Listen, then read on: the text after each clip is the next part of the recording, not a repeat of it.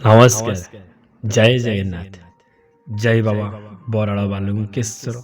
ପୁଣି ଏକ ଭିଡ଼ିଓକୁ ଆପଣମାନଙ୍କୁ ସ୍ୱାଗତ ଜଣାଉଛି। ଆପଣମାନେ କେମିତି ଅଛନ୍ତି? ଆଶା କରୁଛି ସମସ୍ତେ ଭଲରେ ଥିବେ ଆଉ ଖୁସିରେ ମଧ୍ୟ ଥିବେ। ଆଜିର ଭିଡ଼ିଓଟି ଏକ କାହାଣୀ ପୁରୀର ଶ୍ରୀ ଜଗନ୍ନାଥ ଧାମ, ପୁରୀ ବ୍ରହ୍ମଗିରି ଅଲାରନାଥଙ୍କ ପାଖରେ ଏକ ଛୋଟ ଗାଁଟିଏ, ଯେଉଁ ଗାଁଟିର ଗୋଟେ ଛୋଟ ପରିବାରର ଏକ ଛୋଟ ପ୍ରେମ କାହାଣୀ। ଯେଉଁ ପ୍ରେମ କାହାଣୀ କି ଗରିବ ବୋଲି କିଛି ଦେଇପାରିବ ନାହିଁ ବୋଲି ତାକୁ ମାରି ମାରି ମାରି ମାରି ଦରମରା କରିଦେଇଥିଲା ନିଜ ପ୍ରେମିକ। ଏମିତି କ'ଣ କିଏ କେବେ କରେ? କାହିଁକି ଏମିତି କର? ଆରେ ଝିଅ, ତ ତମକୁ ଭଲ ପାଇଲା, 7 ବର୍ଷ ଧରି ଭଲ ପାଇଲ, ତା ଦେହ ପ୍ରତି ଖେଳିଲ, ଇଜ୍ଜତ ପ୍ରତି ଖେଳିଲ, ତା ଦେହକୁ ଉପଭୋଗ କରି କରି କରି କରି କରି କରି ଦୁଇଟା ପିଲା ନଷ୍ଟ କରି, ନା ଗୋଟେ ପିଲା ନଷ୍ଟ କରି ଆଉ ଗୋଟେ ପିଲାକୁ ନେଇକି ଅଳିଆ ଗଦାରେ ପକେଇ ସାରିଲା ପରେ ତାକୁ ଆଜି ପାଦରେ ଆଡ଼େଇଦେଲ ତ ଆଡ଼େଇଦେଲ, ଅଲଗା କଥା। ତାକୁ ମାରି ମାରି ମାରି ମାରି ଦରମରା କରିଦେବାଟା କେତେ ଦୂର ଠିକ୍? ଚାଲନ୍ତୁ ପୁରୀ ଶ୍ରୀ ଜଗନ୍ନାଥ ଧାମ, ଅଲାରନାଥ ମନ୍ଦିର, ବ୍ରହ୍ମଗିରି, ସେଇଠୁ ପାଖରେ କେଉଁ ଏକ ଗାଁ, ଯେଉଁ ଗାଁର ପ୍ରେମ କାହାଣୀ ମୁଁ କହୁଛି। ଗୋଟିଏ ଗାଁର ପ୍ରେମ, ଗୋଟେ ଗାଁରୁ ଆଉ ଗୋଟେ ଗାଁ, ଗାଁ ପାଖରେ ଗାଁ, ଲାଗି ଲାଗିକା ସେ ଗାଁ। ଦୁଇ ଜଣଙ୍କର ପ୍ରେମ କାହାଣୀ ଆରମ୍ଭ ହୋଇଥିଲା ସ୍କୁଲ ବେଳରୁ। ଦୁଇ ଜଣଙ୍କ ପୁରା ମୂର୍ଖ, କେହି ପାଠୁଆ ନୁହନ୍ତି। ଦୁଇ ଜଣଙ୍କ ସ୍କୁଲ ବେଳରୁ ପ୍ରେମ କାହାଣୀ ଆରମ୍ଭ କରିଥିଲେ। ସବୁଦିନେ ସ୍କୁଲ ଯିବେ, ସ୍କୁଲ ଫେରିଲା ବେଳେ ଦୁଇ ଜଣ ଯେଉଁଠି ନାହିଁ ସେଇଠି ଶାରୀରିକ ସମ୍ପର୍କ ରଖନ୍ତି। ଘରକୁ ଆସିଲା ପରେ ନାହିଁ, ଭଲ, ସିଏ ତା ଗାଁରେ ଭଲରେ, ଇଏ ଗାଁରେ ଭଲରେ। ଦୁଇ ଜଣଙ୍କ ସ୍କୁଲ ବେଳର ପ୍ରେମ କାହାଣୀ ସରିଲା ପରେ ନା ଇଏ ଗଲା କଲେଜ ନା ସିଏ ଗଲା କଲେଜ, କାହିଁକିନା ଦୁଇ ଜଣଙ୍କ ଫେଲ୍ ହିଁ ହେଲେ, 10ମ ଫେଲ୍। ଇଏ ଧାନ ଫାନ ରୋଇବାକୁ ଯାଏ, ସିଏ ଘରେ ରୁହେ। ଏମିତିରେ ପ୍ରେମ କାହାଣୀ ତାଙ୍କର ଆରମ୍ଭ ହୋଇଥିଲା 4 ବର୍ଷ କାଳ। 4 ବର୍ଷ ପରେ ଯେତେବେଳେ ଗାଁରେ ଆସିକି ମିଶିଲେ, ଯେତେବେଳେ ସନ୍ଧ୍ୟା ହେବ, ପୁଅ ଆସିବ ବୁଲିବା ପାଇଁ, ଦୁଇ ଜଣଙ୍କ କେଉଁ ଜଙ୍ଗଲ ହଉ, ତାଙ୍କ ଘର, ନିଜ ଘର ହଉ, ରାତିରେ ଝିଅ ଡାକିଦେବ ତାକୁ ତା ନିଜ ଘରକୁ। ସେ ପୁଅ ବି ନିଜ ଘରକୁ ଆସେ। ଆସିଲା ପରେ ତାଙ୍କ ଭିତରେ ଶାରୀରିକ ସମ୍ପର୍କ ହୁଏ। ଏମିତି ହେଇ 5 ବର୍ଷ ହେଲା। 5 ବର୍ଷର ପ୍ରେମ କାହାଣୀ କେତେ ଷ୍ଟ୍ରଙ୍ଗ ହେଇଥିବ ଆପଣମାନେ ଜାଣିଥିବେ। କିନ୍ତୁ ସେତିକି ବେଳୁ ଝିଅ 500 ଥର ତା ସହିତ ମିଶି ସାରିଛି। 500 ଥର। ଏଇ 500 ଥର ମିଶିଲା ପରେ କେଉଁ ଝିଅ କେବେ ଚାହିଁବ ସିଏ ଆଉ କାହାର ହେବା ପାଇଁ? ନାହିଁ, କେବେ ଚାହିଁବନି। କାହିଁକି ନା ଇଜ୍ଜତ ହେଉଛି ଗୋଟେ ବଡ଼ ଜିନିଷ ସମସ୍ତଙ୍କ ଲାଗି। ପୁଅଙ୍କର କ'ଣ ଅଛି ଯେ, କିଛି ପୁଅ ଅଛନ୍ତି ଇଜ୍ଜତ ସହିତ ଖେଳିବେ, ଖେଳିଲା ପରେ ପୁଣି ଆଉ ଗୋଟେ ଝିଅ କତିକି ଯିବେ, ପୁଣି ତା ସହିତ ଖେଳିବେ। ଏମିତିରେ ତାଙ୍କର ଗୋଟେ ପିଲା ରହିଥିଲା ପେଟରେ। ଦୁଇ ଜଣଙ୍କ କଥା ହେଇ ସେମାନେ ମେଡ଼ିସିନ ଆଣି ଖାଇକି ପିଲାକୁ ନଷ୍ଟ କରିଥିଲେ। ନଷ୍ଟ କଲା ପରେ ପୁଣି କିଛି ଦିନ ଯାଇଛି, ବ୍ରେକ୍ ହେଇଥିଲା ତାଙ୍କର ଶାରୀରିକ ସମ୍ପର୍କ। ପୁଣି ତାଙ୍କ ଭିତରେ ପୁଣି ଶାରୀରିକ ସମ୍ପର୍କ ଆରମ୍ଭ ହେଲା। ଏମିତିରେ ବିତିଗଲା 6 ବର୍ଷର ଭଲ ପାଇବା। 6 ବର୍ଷର ଭଲ ପାଇବାରେ ଝିଅଟି ପାଗଳ ଭଳି ତାକୁ ଭଲ ପାଏ। ଯେତେବେଳେ ପୁଅଟି ଖୋଜିବ, ମୋତେ 500 ପଠେଇଲୁ, ସେ ଯେଉଁଠୁ ନାହିଁ ସେଇଠି ଆଣିକି ତାକୁ 500 ଟଙ୍କା ଫୋନ୍ ପେ କରିବ। ତା ଘରୁ ଚୋରି କରି ହଉ, ବାପା ପକେଟରୁ ଚୋରି କରି ହଉ, ଯେଉଁଠୁ ନାହିଁ ସେଇଠୁ ଆଣିକି 500 ଟଙ୍କା ଫୋନ୍ ପେ କରିବ, 1000 ଟଙ୍କା ଫୋନ୍ ପେ କରିବ। ଏମିତିରେ ବିତିଗଲା ସେଇ 6 ବର୍ଷ ପାର ହେଇଗଲା, 6.5 ବର୍ଷ।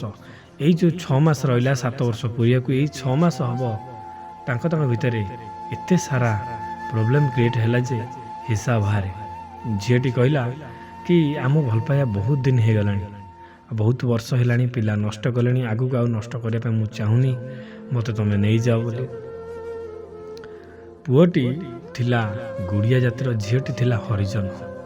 ଆରେ ହରିଜନ ଜାତି ହେଲା ବୋଲି କ'ଣ ସେ ମଣିଷ ନୁହଁ?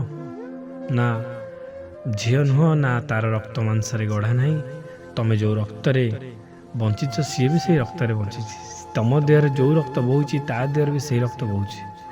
କାହିଁକି ତାକୁ ଏତେ ଧୋକା ଦେଲ? କାହିଁକି ଇଏ କଲ? ଏ 6 ମାସ ପରେ ଯେତେବେଳେ ସେ କହିଲା କି ମୋତେ ତୁମେ ଘରକୁ ନେଇଯାଅ, ନହେଲେ ଚାଲ କୁଆଡ଼େ ପଳେଇ ଯିବା, ସେତିକାଳେ କହିଲା ଆଉ ଠିକ୍ ଅଛି, ଆଜି ଦିନଟା ମିଶିବା।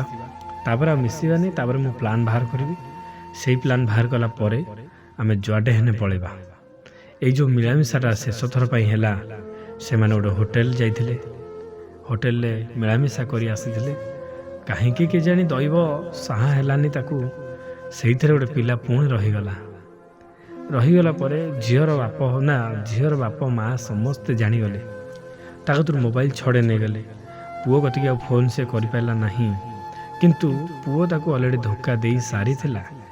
ବାପ ଘର ନା ପୁଅ ବାଲା ଘର ଆଉ ଗୋଟେ ଅନ୍ୟ ଆଡ଼େ ତାକୁ ଠିକ୍ କରିଦେଲେ ବାହା ହେବା ପାଇଁ। ସିଏ ବି ଭାବିଲା କି ୟାଠାରୁ ସିଏ ବହୁତ ସୁନ୍ଦର, ତାକୁ ମୁଁ ବିବାହ କରିବି, ଆକୁ ବିବାହ କରିବି ନାହିଁ। ଯଦି ତୁ ରହିବୁ ସାଙ୍ଗ ଭଳି ରହିବୁ।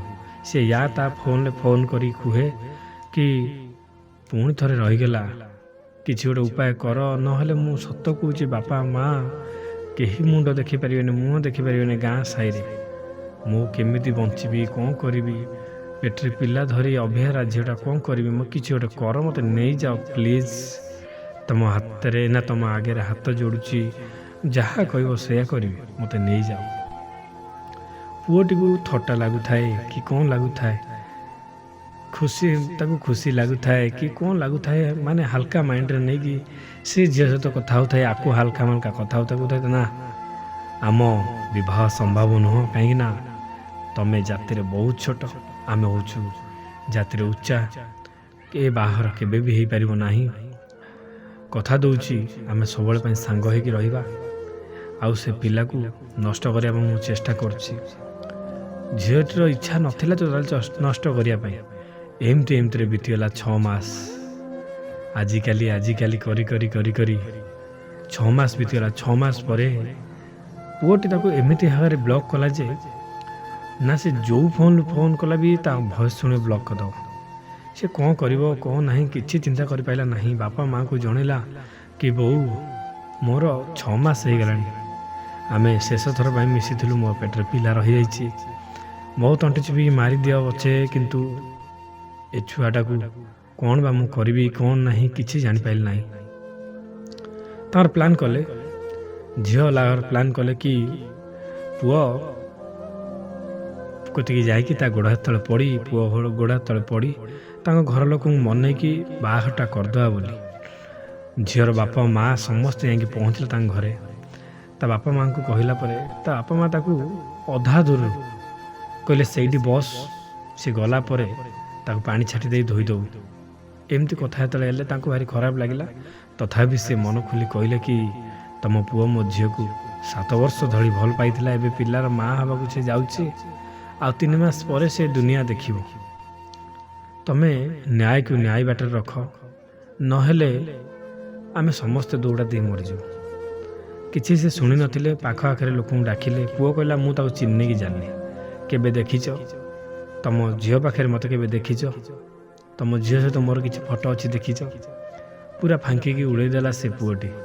ସେମାନେ ପ୍ଲାନ୍ କଲେ କି ମୁଁ ପଳେଇବି ବହୁତ ଦୂରକୁ, ସାଙ୍ଗରେ ସମସ୍ତଙ୍କୁ ନେଇକି ପଳେଇବି, ଯେଉଁ ଜାଗାରେ କି ଆମ ଝିଅ ଯଦି ଡେଲିଭରି ବି ହୁଏ କେହି ଜାଣିପାରିବେ ନାହିଁ। ଆଉ ହଁ, ଝିଅକୁ ଶଙ୍ଖା ସିନ୍ଦୁର ଶାଢ଼ୀ ପିନ୍ଧେଇକି ଆମେ ରଖିବା, ଯେମିତି ଆମ ଉପରେ କାହାର ଆଞ୍ଚ ନ ଆସେ।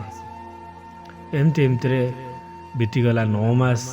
9 ମାସ ପରେ ସେମାନେ ପଳେଇ ଯାଇଥାନ୍ତି ଗୋଟେ ଦୂର ଜାଗାକୁ, ଯେଉଁ ଜାଗାରେ ସେ କାମ କରୁଥାଏ, ସାଙ୍ଗରେ ଏମାନଙ୍କୁ ସମସ୍ତଙ୍କୁ ରଖିକି କାମ କରିଥାଏ। ସତରେ ସେଇଆ କଲେ।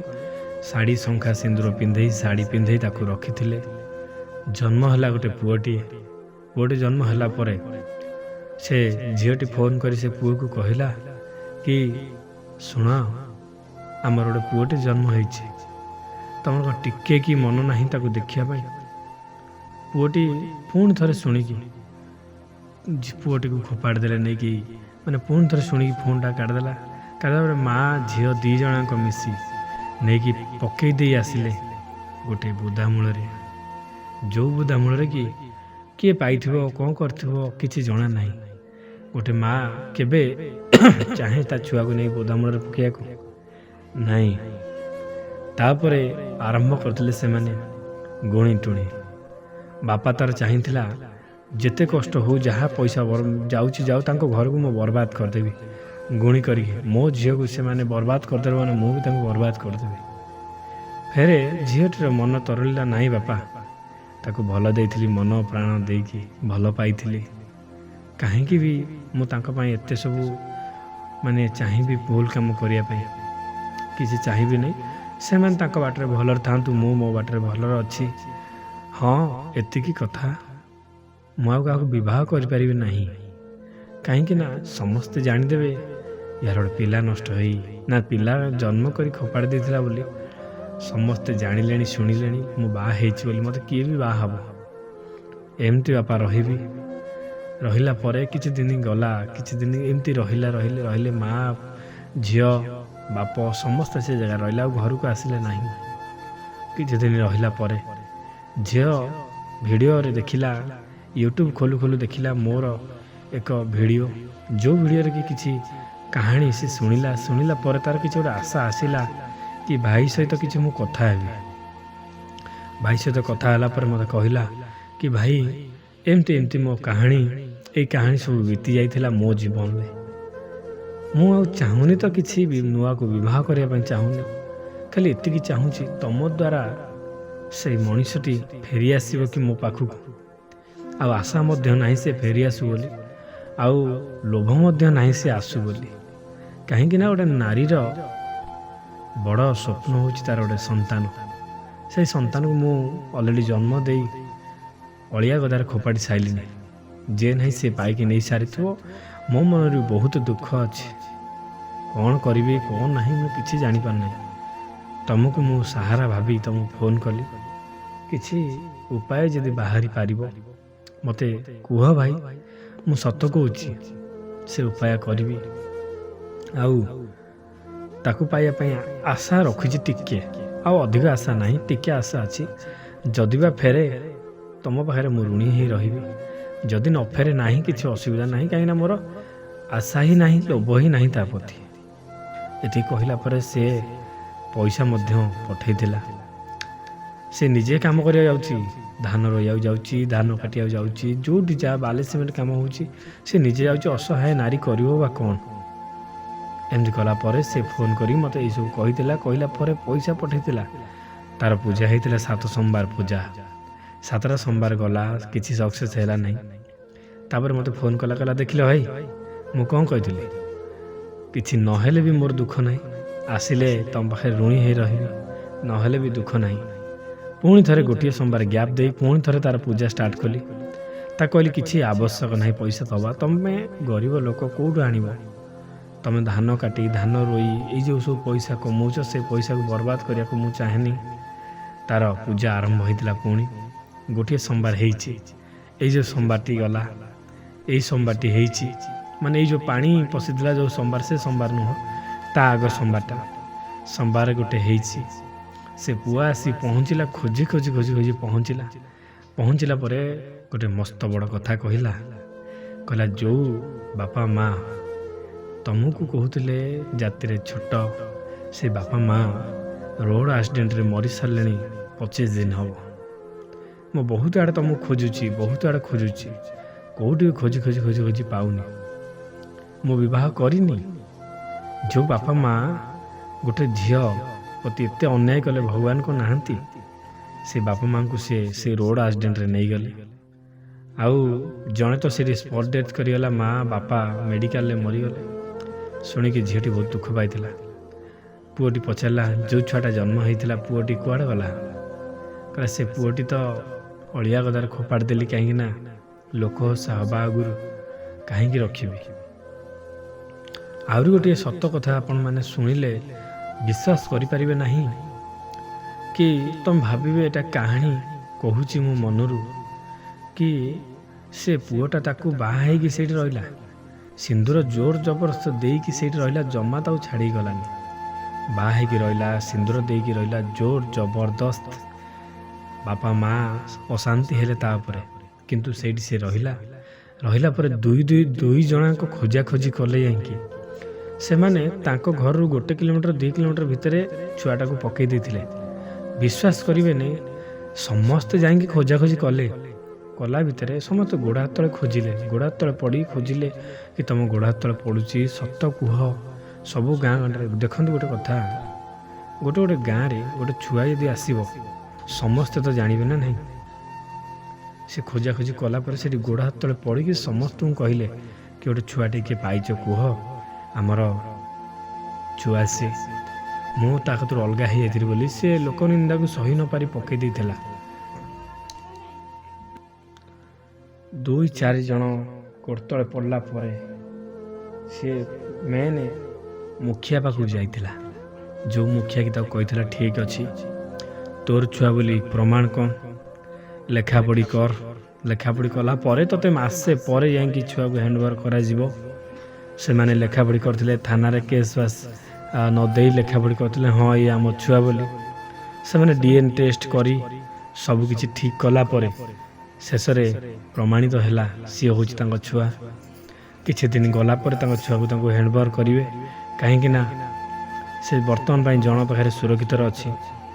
ଆଉ ମାସେ 1.5 ମାସ ପରେ ତାଙ୍କ ଛୁଆକୁ ସେ ହ୍ୟାଣ୍ଡଓଭର କରିବେ। ସେମାନେ ପୁଣି ଅଲାରନାଥ ବ୍ରହ୍ମଗିରି କାଲି ଫେରି ଆସିଥିଲେ। ଫେରି ଆସିଲା ପରେ ମୋତେ କଲ୍ କରିକି କାଲି ରାତିରେ ଏଇ ସବୁ କଥା କହିଥିଲେ। ଆଉ ଆଜି ସକାଳୁ ମଧ୍ୟ ପୁଣି ଥରେ କହିଥିଲେ। ଯାହା ହଉ ବାବା ଖାଙ୍କେଟେଶ୍ୱରଙ୍କ ଦୟାରୁ ଦେଖନ୍ତୁ ଭାଙ୍ଗି ଯାଇଥିବା ସଂସାର ପୁଣି ଯୋଡ଼ି ହେଇଗଲା। ଗୋଟେ ନାରୀର ହୃଦୟ, ନାରୀ ଜାଣିଛ ଯେତେବେଳେ ନାରୀ ଆଖିରେ ନିଆଁ ଖାଲି କହିଛନ୍ତି ନା, ନାରୀ ଯେତେବେଳେ ରାଗିଥାଏ ନା ମା କାଳୀ ବି ରାଗନ୍ତି। ଯେତେବେଳେ ନାରୀ ଉପରେ ଅତ୍ୟାଚାର ହୁଏ ମା କାଳୀଙ୍କ ଉପରେ ବି ଅତ୍ୟାଚାର ହୁଏ। ନାରୀ ଖାଲି କାଳୀ ନୁହଁ, ନାରୀ ମା ଲକ୍ଷ୍ମୀ ମଧ୍ୟ ତାଙ୍କ ଉପରେ ଅତ୍ୟାଚାର ହେଲା ପରେ ଦେଖନ୍ତୁ ଭଗବାନ କିନ୍ତୁ ତାଙ୍କ ବାପା ମା ଦି ଜଣଙ୍କୁ ଏ ଦୁନିଆରୁ ନେଇଗଲେ। ତାଙ୍କ ଭିତରେ ଏବେ ବିବାହ ହେଇ ସେମାନେ ଘରେ ଅଛନ୍ତି। ପୁଅ ସମସ୍ତଙ୍କୁ କହିଛି କି ମୋର ଗୋଟେ ପୁଅ ଥିଲା, ଯେଉଁ ପୁଅ କି ଆମେ ତାକୁ ଖୋପାଡ଼ି ଦେଇଛୁ। ମୋ ସ୍ତ୍ରୀ ନିନ୍ଦା ଅପବାଦକୁ ସହି ନ ପାରି ତାକୁ ପକେଇ ଦେଇଛି ନେଇକି ଅଳିଆ ଗଦାରେ। ତାକୁ ଜଣେ ପାଇକି ରଖିଛି। ଆମେ ସବୁ କଥା ହେଇକି ଆସିଛୁ, ସରପଞ୍ଚ ଲେଖା ସବୁ ଦେଇକି ଥାନା କୋର୍ଟ କଚେରୀ ସବୁଆଡ଼େ ଲେଖା ସାଇନ୍ ମାରି ଆସିଛୁ। ମାସେ 1.5 ମାସ ପରେ ଆମ ଛୁଆକୁ ଆମକୁ ସେ ହ୍ୟାଣ୍ଡଓଭର କରିବେ। ଯାହା ହଉ ବାବା ଖାଙ୍କେଟେଶ୍ୱର ଏଇ ଜାଗାରେ ବସି ପୁରା ଅଲ୍ ଓଡ଼ିଶାର ଦୁଃଖକୁ ସିଏ ସୁଖରେ ପରିଣତ କରିଦେଉଛନ୍ତି।